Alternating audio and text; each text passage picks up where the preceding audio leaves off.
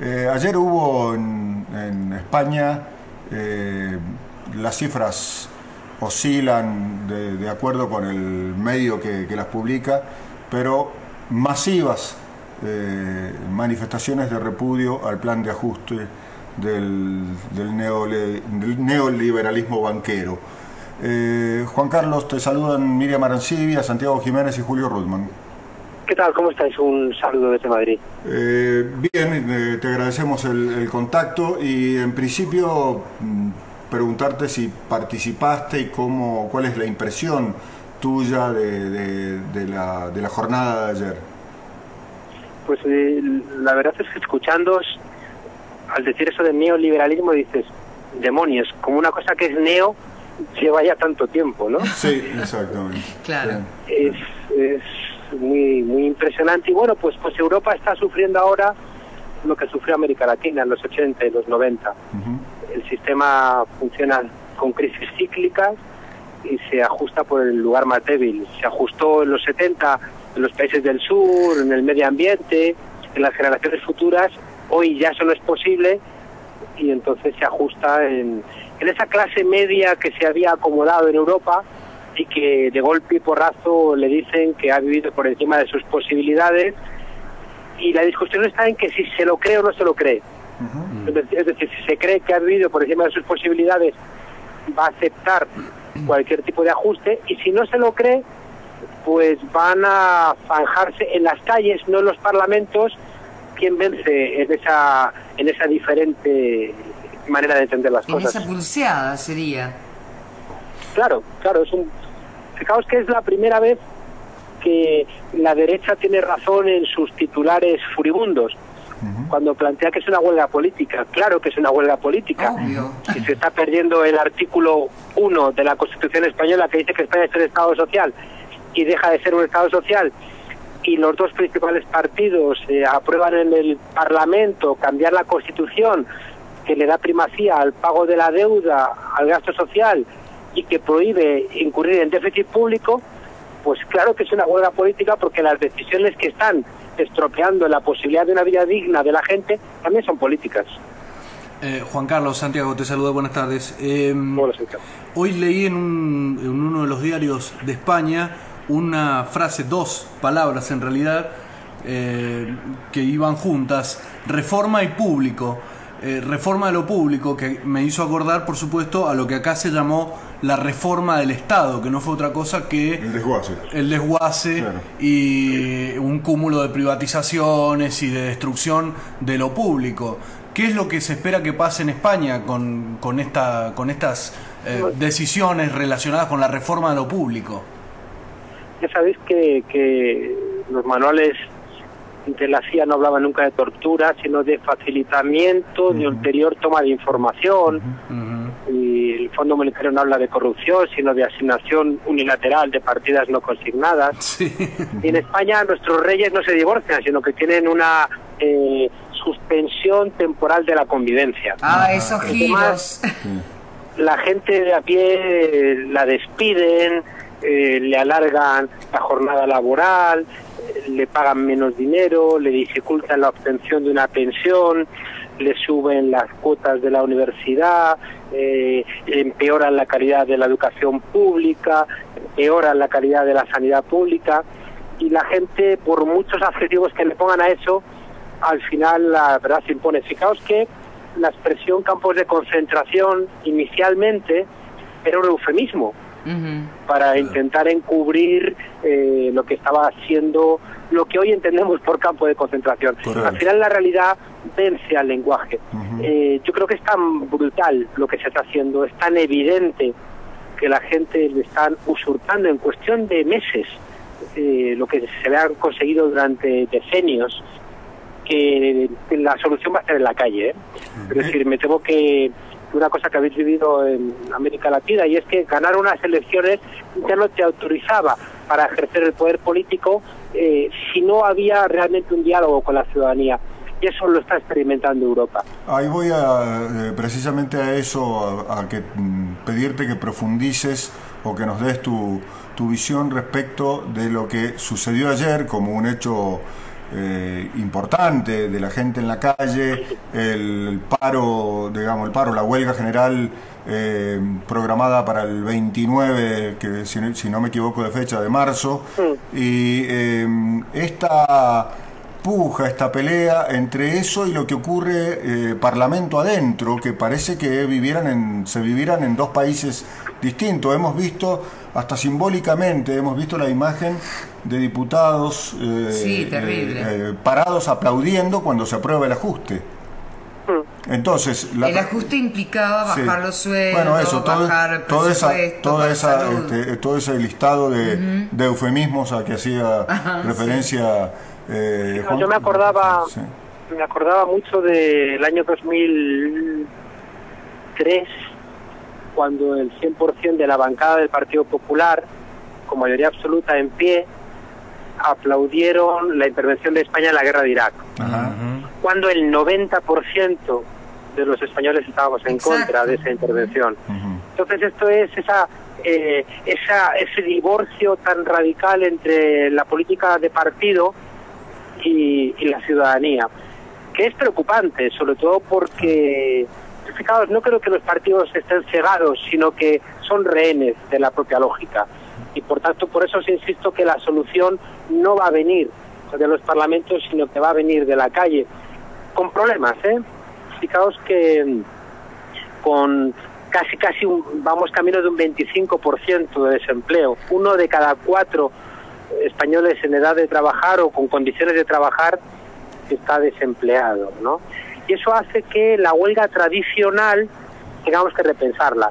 Es muy complicado que la gente pierda un día de trabajo, que le pueden quitar por los descuentos que hacen imaginativos 100 euros, que los necesitan porque están ganando muy poco dinero, para una huelga que no tiene garantías de triunfo. Hubo un tiempo en donde en Europa hacer un día de huelga era efectivo porque el gobierno tomaba nota y hacía transformaciones.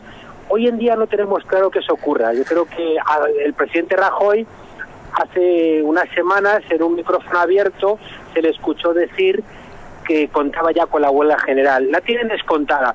Hubo un momento en la historia en donde las huelgas generales hacían daño al capital, y como el Estado respondía de manera directa a los intereses del capital, ahí se generaba una dialéctica que era virtuosa para los intereses de los trabajadores.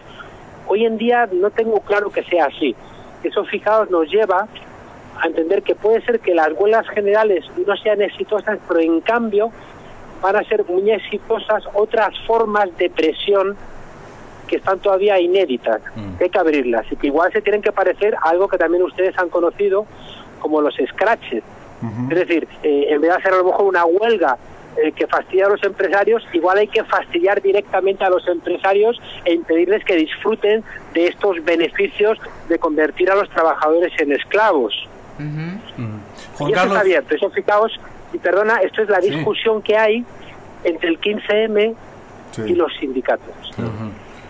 Juan Carlos, vos mencionabas recién a la realeza española. ¿Cómo le afectan los ajustes a los reyes y a la realeza? Bueno, pues no hay ningún expediente de regulación de empleo en el Palacio de la Zarzuela que plantee ningún tipo de ajuste de plantilla.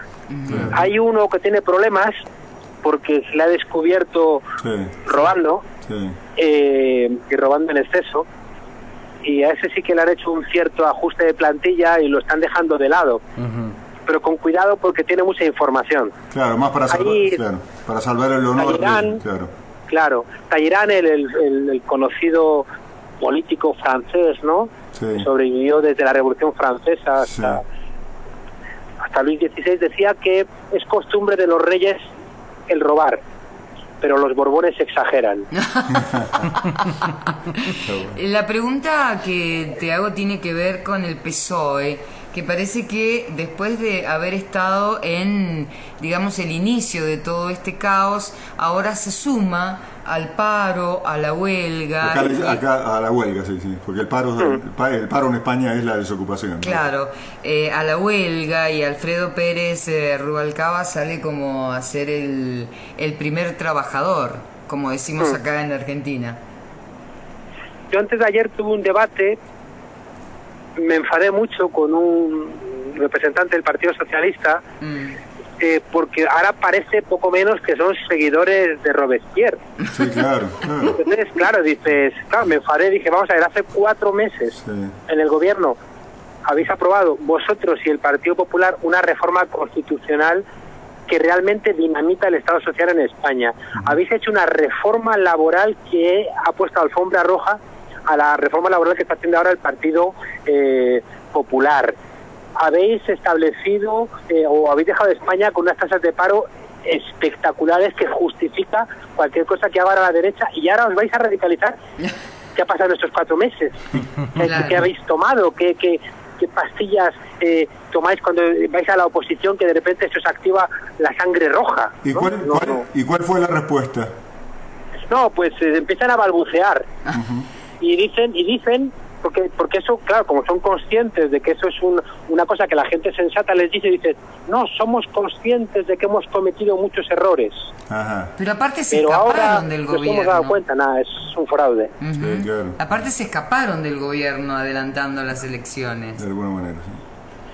Sí, es que mirad, es que la socialdemocracia y la democracia cristiana, los partidos liberales, son las dos patas de una misma estructura, que cuando hay bonanza económica pueden marcarte ciertas diferencias, pues en las libertades civiles, en el papel que le otorgan a la Iglesia, pero en el caso de España, la mentira que de alguna manera maniata a mi país, que no le deja volar, es la lectura que hacemos de la transición, del franquismo y de la Segunda República, donde se borró de golpe, porrazo también, toda nuestra memoria de lucha, todo el antifranquismo, porque el rey, que fue nombrado en el año 69 por Franco, su sucesor a título de rey, o sea, el rey lo es originariamente por decisión de Franco, para asumir el rey había que olvidar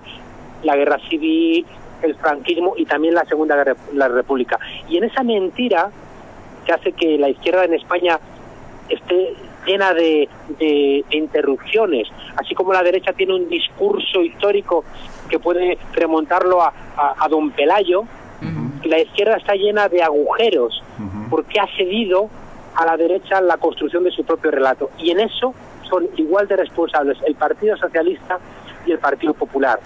Entonces, en tanto en cuanto, como ocurrió en Alemania, un sector de la socialdemocracia no esté dispuesta a repensarse y a recuperar parte de sus orígenes, no hay que esperar ningún tipo de política diferente entre el PSOE y el PP. Cuando están en la oposición son más sociales, y cuando están en el gobierno hacen cosas muy, muy similares. La última por mi parte se refiere a el grado de fortaleza, y en todo caso, si esa fortaleza existe, de daño que se le puede hacer a la derecha en el poder por parte de las dos principales centrales sindicales. Pues la pregunta, insisto, no es fácil. Los sindicatos han perdido mucho espacio.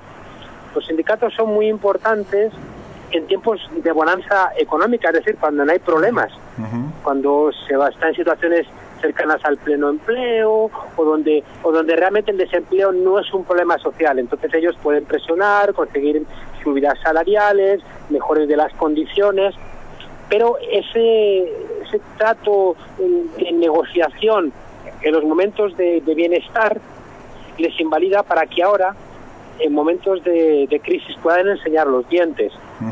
Entonces hay un cierto divorcio entre la ciudadanía y las cúpulas sindicales. Entonces, fijaos que manifestaciones como la de ayer también son intentos de reconciliación por las bases. Entonces, la gente es consciente de que la capacidad de movilización de los sindicatos les pertenece a ellos, ¿no? Es decir, no hay, ni siquiera el 15M tendría la posibilidad ahora mismo en solitario de plantear una movilización laboral sin contar con los sindicatos. Pero fijaos, en este tiempo que media hasta la huelga general, uno de los elementos importantes va a ser el diálogo muy por la base. entre lo que significó el 15M, esa gente indignada, y los sindicatos que van a tener que explicar muy despacio cuál ha sido su tarea durante todos estos años para recuperar su credibilidad. Claro. Necesitamos a los sindicatos. Los sindicatos siguen siendo parte de la exigencia democrática de un país que realmente piense en su ciudadanía. Pero los sindicatos, al igual que los partidos, se han ido contaminando de un sistema que al final te termina haciendo rehén de su lógica. Te agradecemos muchísimo el contacto, la explicación y bueno, seguiremos precisamente en contacto a ver cómo evoluciona esta historia. Claro, pues un placer y seguro que va a haber mucho de qué informar. Un gran abrazo, Bien. Juan Carlos. Gracias, chao. Para vosotros. Gracias. Juan Carlos Monedero, entonces analista político y Qué económico. tristeza estar en eso. Terrible. En esa situación, porque Terrible. no podés hacer No hay- nada. no hay mucha y salida. tenés que hablar Sí. de lo malo que está pasando y No hay de lo mucha malo salida, que va ¿no? a pasar. Por lo menos en lo inmediato no No hay se mucha, ve. no hay mucha salida.